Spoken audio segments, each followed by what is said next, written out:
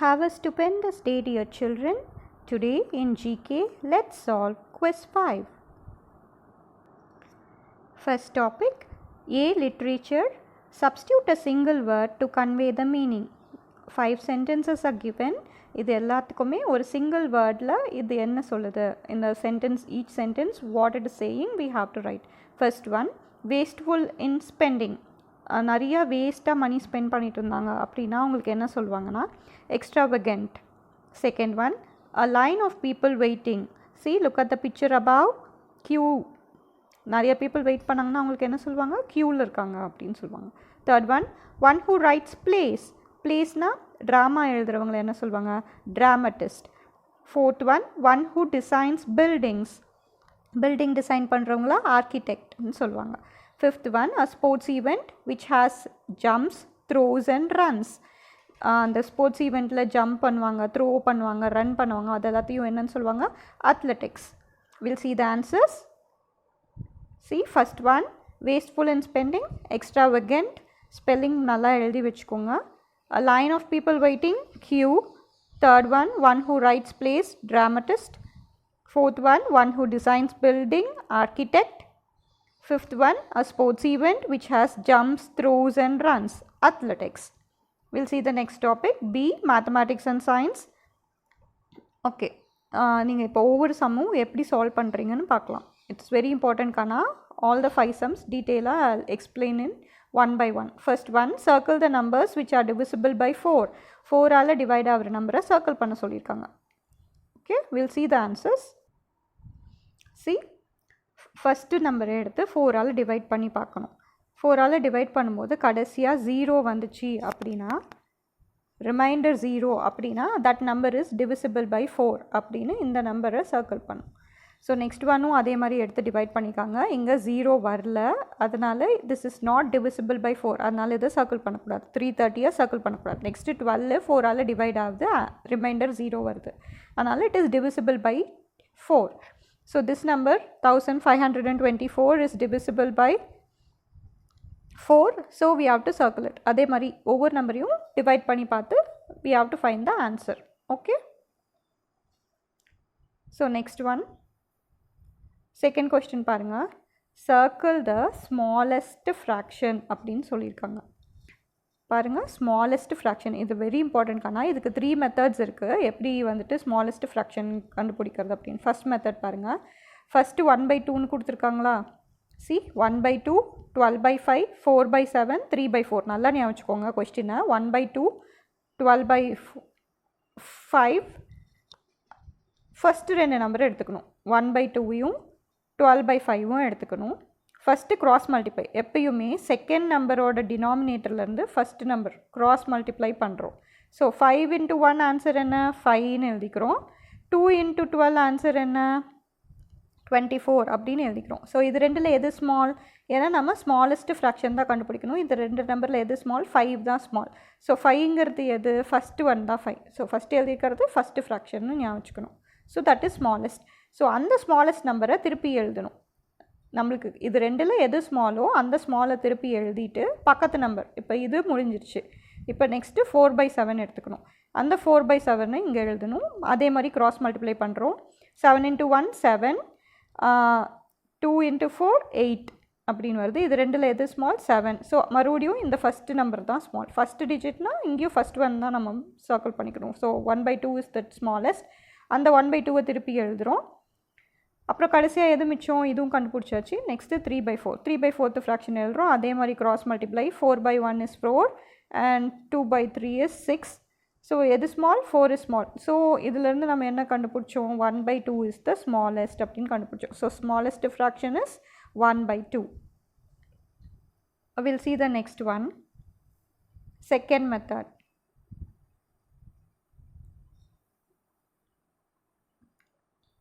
See, look at the second method. LCM எடுக்கணும். You know to find LCM, right? பாருங்கள், LCMனா என்னென்னா எல்லா ஃப்ராக்ஷனோட middle number எடுத்துக்கணும். ஸோ ஃபஸ்ட்டு ஃப்ராக்ஷன், நல்லா ஃப்ராக்ஷன் கொஸ்டின்ஸ் ஞாபகம் வச்சுக்கோங்க.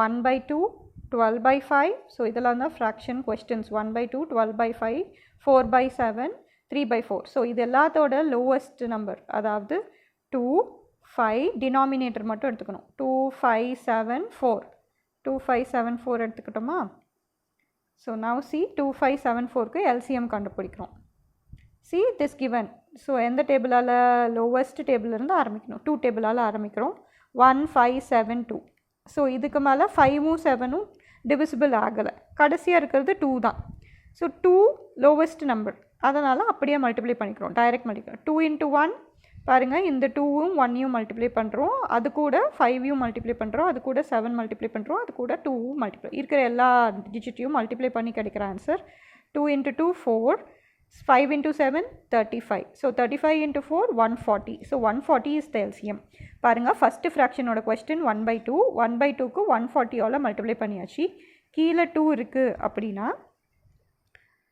மேலே வந்து 2 விட்டுட்டு ஒரு 2 விட்டுட்டு மற்றது எல்லாத்தையும் மல்டிப்ளை பண்ணி ஆன்சர் எழுதணும் so 35 into 2 70 so 70/140 will be the answer next one அதே மாதிரி எல்சிஎம் எடுத்து அதுக்கு மேலேயும் கீழேயும் மல்டிப்ளை பண்ணுறோம் ஸோ 5 ஸோ இதில் எதை மட்டும் விட்டுறணும் 5 மட்டும் விட்டுறணும் 5 விட்டுட்டு மற்றது எல்லாத்தையும் மல்டிப்ளை பண்ணணும் பாருங்கள் இந்த இதில் 5 விட்டுட்டு மற்றது எல்லாத்தையும் மல்டிப்ளை பண்ணணும் ஸோ 7 into 2 into 2 4 2 into 2 4 பாருங்கள் 7 into 4 that is 28 so 12 into 28 336 so அதே மாதிரி தான் நெக்ஸ்ட் ஒன் தேர்ட் ஃப்ராக்ஷனுக்கு பாருங்கள் கீழே 7 இருக்குது டினாமினேட்டரில் என்ன இருக்கோ அந்த நம்பரை விட்டுட்டு மற்ற நம்பரால் நியூமரேட்டரெலாம் மல்டிப்ளை பண்ணோம் so 5 into 4 2 into 2 4 so that is 20 you get 80/140 next one fourth fraction பாருங்கள் 3/4 ஸோ 4 மட்டும் விட்டுறணும் ஸோ 2 into 2 தானே 4 ஸோ 4 மட்டும் விட்டுட்டு 5 into 7 35 ஆல் நியூமரேட்டர் மல்டிப்ளை பண்ணுறாங்க 105 ஸோ இது எல்லாத்தையும் கம்பேர் பண்ணணும் பாருங்கள் 70/140 இங்கே எழுதியிருக்காங்க 336/140 80/140 105/140 இது எல்லாத்துலேயுமே எது ஸ்மாலஸ்ட் நம்பர் நியூமரேட்டரில் so this is the smallest fraction so 70/140 is the smallest fraction இதுதான் உங்களோட second method first method direct cross multiply 2 digits 2 கொஸ்டின்ஸில் இருக்க 2 கொஸ்டினாக எடுத்து cross multiply second one LCM கண்டுபிடிச்சி எல்லா ஃப்ராக்ஷனுக்கும் காமன் எல்சிஎம் வச்சு அதுக்கப்புறம் மல்டிப்ளை பண்ணி ஸ்மாலஸ்ட் ஃப்ராக்ஷன் கண்டுபிடிக்கிறது third method very simple normal division தெரியும்ல 2 ஸோ ஃபஸ்ட் ஒன் 1/2 அப்படின்னா 2 வெளியில் இருக்கும் 1 உள்ளே இருக்கும் அப்போ 0.1 வந்து 2ஆல் டிவிசிபிள் ஆகாது அதனால் பாயிண்ட் வச்சு ஒரு 0 ஆட் பண்ணிக்கிறோம் so 5 times 2 5 times 10 so 0 so this will be the answer 0.5 அந்த மாதிரி 12/5க்கு 2.4 ஆன்சர் 4/7 டெசிமலில் எழுதிக்கிறோம் 0.57 ஸோ இதிலிருந்து பார்த்தா எது ரொம்ப smallest fraction so 0.5 is the smallest fraction so அதோட ஃப்ராக்ஷன் இது வந்து 1/2 so 1/2 is the smallest fraction இந்த மாதிரி கண்டுபிடிக்கலாம் will move on to the next question third question பாருங்க what do you have in hand if you divide 30 by half and then deduct 30 from it question நல்லா understand பண்ணிக்கோங்க உங்களுக்கு handle என்ன இருக்கும் if you divide 30 by half அப்படிங்கிறாங்க 30 by half அப்படிங்கிறது ரொம்ப important by half அப்படின்னா 30யை ஹாஃப்னா 1/2 ஆல் டிவைட் பண்ணணும் அப்படின்னு அர்த்தம் ஓகே ஸோ டிவைட் பண்ணிங்க அப்படின்னா என்ன ஆகும்னா 30 ஃபஸ்ட்டில் இருக்கிறத அப்படியே எழுதிக்கலாம் 30 கீழே ஒன்றும் இல்லைன்னா 1ன்னு அர்த்தம் 30/1 இன்டூ டிவிஷன் வந்து மல்டிப்ளிகேஷனாக மாறிச்சு அப்படின்னா இது இங்கே போயிடும் நியூமரேட்டர் டினாமினேட்டருக்கு வந்துடும் டினாமினேட்டர் நியூமரேட்டருக்கு போயிடும் ஸோ யூ வில் ஹாவ் 2/1 இது அப்படியே மாற்றி ரிவர்ஸில் எழுதணும் எப்போ டிவிஷன் மல்டிப்ளிகேஷனாக மாறிச்சுன்னா பின்னாடி இருக்கிற ஃப்ராக்ஷனை எக்ஸ்சேஞ்ச் பண்ணி எழுதணும் எக்ஸ்சேஞ்ச் பண்ணி எழுதியாச்சு so now you get 60 so 60 வச்சாச்சு ஹாஃபால் நம்ம டிவைட் பண்ணிட்டோம் அதுக்கப்புறம் என்ன இருக்கிறாங்க தென் டிடெக்ட் 30 ஃப்ரம் இட் அதுலேருந்து டிடெக்ட்னா சப்ராக்ட் பண்ணும் subtract 30 from it now you have the answer 30 உங்கள் கையில் என்ன இருக்கும் கேட்குறாங்க எவ்வளோ இருக்கும் 30 இருக்கும் அப்படின்னு சொல்கிறீங்க நெக்ஸ்ட் ஃபோர்த் கொஸ்டின் பாருங்கள் if the rate of exchange is $1 for ₹40 $1 பாருங்கள் டாலர் தனியாக ருபீஸ் தனியாக எழுதிக்கிறோம். $1 40 rupees அப்படின்னா how many dollars will have, உங்களுக்கு எத்தனை டாலர்ஸ் இருக்கும், you will get from the rupees 2000. 2000லேருந்து உங்களுக்கு எத்தனை 2000 ருபீஸ்க்கு உங்களுக்கு எவ்வளோ டாலர் வரும் அப்படின்னு கேட்குறாங்க. ஸோ ரொம்ப சிம்பிள், க்ராஸ் மல்டிப்ளை பண்ணுறீங்க. க்ராஸ் மல்டிப்ளைனா 2000 into 1 divide by 40, 0 gets cancelled, 4 வந்துட்டு 5 times, so 50 will be your $50 உங்கள் கையில் இருக்கும். ஸோ இதுக்கு ஆன்சர் எப்படி எடுத்து எழுதணும் அப்படின்னா 2000 rupees equal to $50. Understood? See, we solved all the question. First question divisible by 4 அப்படின்னு கேட்குறாங்க, அதையும் கண்டுபிடிச்சி சால்வ் பண்ணியாச்சு. அப்புறம் ஸ்மாலஸ்ட் ஃப்ராக்ஷன் கண்டுபிடிக்க சொல்லியிருக்காங்க, அதையும் கண்டுபிடிச்சாச்சு. 3 மெத்தட்ஸ் சொல்லியிருக்கேன், அது நல்லா பார்த்துக்கோங்க. அப்புறமா கொடுத்துருக்கிறது 30ஆல் டிவைட் பை ஹாஃப், அதுக்கப்புறம் அதுலேருந்து 30 டிடெக்ட் பண்ணால் உங்கள் கையில் என்ன இருக்குன்னு கேட்டிருக்காங்க. கடைசி $1 40 rupees அப்படின்னா 2000 rupees எவ்வளோ டாலர்ஸ்ன்னு கேட்டிருக்காங்க, அதுவும் சால்வ் பண்ணியாச்சு. Will go on to the next topic. See, second one in maths and science. இப்போ சயின்ஸ் பற்றி பார்க்க போகிறோம். when is a metal said to possess ductility? ductility அப்படின்னா என்னென்னு பாருங்கள். ஒரு ஒயர் வந்துட்டு ஒரு மெட்டல் வந்துட்டு ஒயராக ட்ரான்னா ஒயராக பண்ண முடிஞ்சிச்சு அப்படின்னா அதுக்கு பேர் டக்டிலிட்டி இருக்குது அப்படின்னு அர்த்தம். C answers, when it can be drawn into wires. drawn அப்படின்னா டக்டிலிட்டினா வளைக்கக்கூடிய தன்மை இருக்கிறது. So which can be bent, எந்த ஒயர் வந்து பெண்ட் பண்ணி ஃப்ளெக்சிபிளாக இருக்கோ அதுக்கு பேர் டக்டிலிட்டி. அதனால் அந்த ஒயரை வந்து என்ன பண்ணலாம், அந்த மெட்டலை என்ன பண்ணலாம், ஒயராக பண்ணலாம். செகண்ட் கொஸ்டின் பாருங்கள். when is a metal said to be malleable? அப்படின்னா see the answer, when it can be beaten into sheets. ஒரு ஷீட்டாக பண்ண முடியும் அப்படின்னா அதுக்கு பேர் malleable. தேர்ட் ஒன் பாருங்கள். when is a metal said to have good conductivity? கண்டக்டிவிட்டின்னா என்ன, எந்த மெட்டல் கண்டக்ட் பண்ண முடியுமோ. when it conducts electricity and heat, electricity conduct பண்ணிச்சு, ஹீட்டை கண்டக்ட் பண்ணிச்சு அப்படின்னா அதுக்கு பேர் குட் கண்டக்டிவிட்டி அப்படிங்கிறாங்க. malleable அப்படின்னா என்ன, beaten into sheets. Very important காணா, ஒரு மெட்டல் எப்போ malleableன்னு சொல்கிறாங்க, beaten into ஷீட்டாக பண்ண முடிஞ்சா. டக்டிலிட்டி அப்படின்னா drawn into wires. கண்டக்டிவிட்டி அப்படின்னா conducts electricity and heat. இது மட்டும் ஞாபகம் வச்சுக்கோங்க. Next one, social studies. Can you tell, first question, what is the official seal of the government of India? இந்தியாவோட, இங்கே பாருங்கள் ஒரு பிக்சர் கூட கொடுத்துருக்காங்க. இந்தியாவோட அஃபீஷியல் சீலில் என்ன இருக்கும், இது பேர் என்ன, 4-headed lion. அது வந்து என்ன simple, Ashoka simple. So the national emblem of 4-headed lion is the answer. LION, லயனோட head. Okay the national emblem of 4-headed lion. Understood? Second question பாருங்க. 2 natural calamities that occur and lead to destruction of property and lives. நிறைய natural calamities என்னென்னு தெரியும். Natural கெலாமிட்டிஸ்னால் இடையூறுகள், hazards, danger. நேச்சுரலாக வரக்கூடிய danger என்னென்ன, நேச்சரே கொடுக்கறது, earthquake, சுனாமி அந்த மாதிரிலாம் வரும்ல.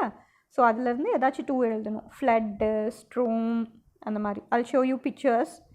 Okay, see, these are the natural calamities. So first one என்ன, first one வந்து earthquake, அப்புறம் இது volcano, இது storm, இது tornado.